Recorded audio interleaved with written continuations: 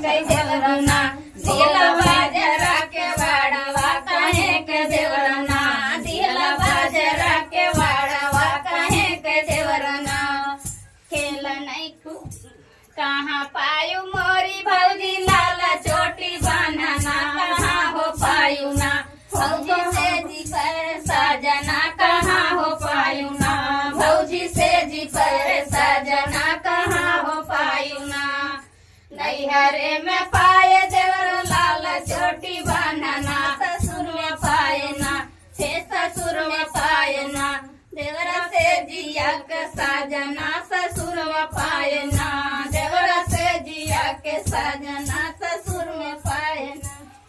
के नदी है मोरी भौजी लाला चोटी बांधना की के नदी है ना की के नदी है ना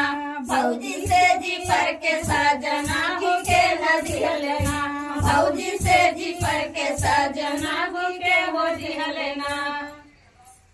सासू माई दिहली मोरे देवरा लाला चोटी बांधना सासू दिहली ना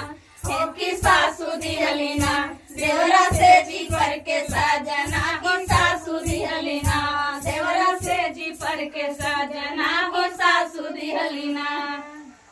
एकदम